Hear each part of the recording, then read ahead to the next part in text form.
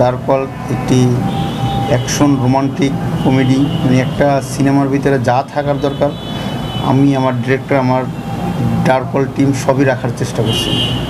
আপনারা জানেন এই সিনেমায় মাহিয়া মাহি প্রথমে আমাদের সাথে ছিল নায়িকা হিসেবে কাস্টিংয়ে, তো তার সাথে যে কোনো একটা ভুল বোঝাবুঝির কারণে সে এই সিনেমা ছেড়ে চলে গেছে।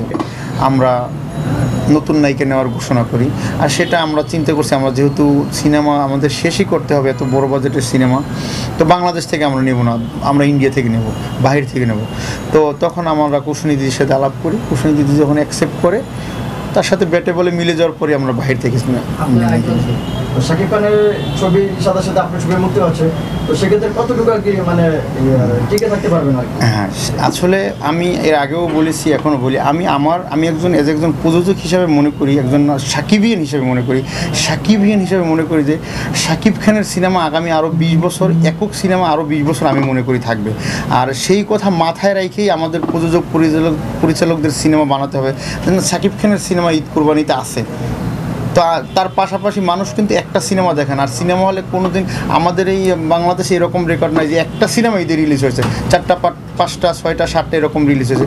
তা আমি ওই কথা মাথায় চিন্তা করি আসছি যে বড় বাড়ির পাশাপাশি ছোটো বাড়ির সিনেমাটাও থাকবে, সমস্যা কী? মানুষ যদি মনে করে ট্রেইলার দেখার পরে, সিনেমা দেখার পরে এই সিনেমা, তাহলে আপনারাই প্রচারণা করবেন যে হ্যাঁ এই সিনেমা ভালো হয়েছে, এটা দেখা আমাদের দরকার। ওয়ালটন এসিতে ইনস্টলেশন একদম ফ্রি। কিন্তু আপনার অনেকে আপনার তুফান ছবির সাথে ঈদে আপনার কোনো ছবি মুক্তি দিচ্ছে না, আপনি কি মনে করেন মানে মুক্তি দিচ্ছে না? তুফান ছবির সাথে সিনেমা মুক্তি দিচ্ছে না এটা ভুল কথা। অলরেডি তো 4টা সিনেমা সেন্সার অলরেডি কমপ্লিট হয়ে গেছে, অলরেডি এন্ট্রি হয়ে গেছে। আমরা যেখানে সিনেমা এন্ট্রি করা হয় আর কি, যেখানে লিখিতভাবে বলা হয় আমাদের 4টা সিনেমা ঈদে আসতে আসে, আমি শুনছি এটুকু। তো 4টার ভিতরে আমারও একটা আছে।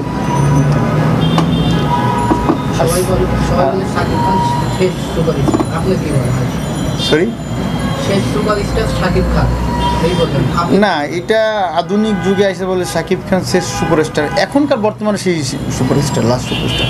বাট যুগে যুগে আসবে, অনেক অনেক আসবে। যেমন রাজ্জাক ভাই এক সময় ছিল, মান্না ভাই ছিল, জসিম ভাই ছিল, সালমান শাহ ছিল, তো আসছে না, যুগে যুগে আসবে।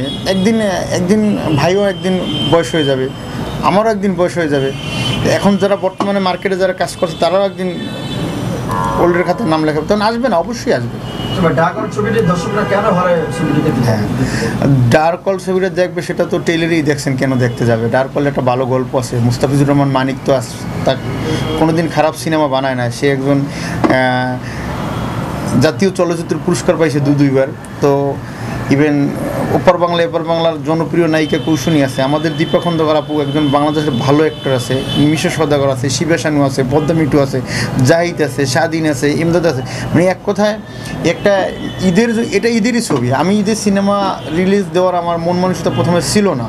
যখন আমার সিনেমাটা সেন্সরে যাওয়ার পরে বাংলাদেশের চলচ্চিত্রে বড় বড় যারা মুরব্বী আছে, এক কথায় মুরব্বী বলি আমরা যাদেরকে, তারা বলছে এই সিনেমাটা ঈদের সিনেমা, এত বিগ বাজেটের সিনেমা, এত ভালো সিনেমা, এটা শুধুমাত্র ঈদের জন্য এই সিনেমাটা বেটার, তা তুমি ঈদে আসো।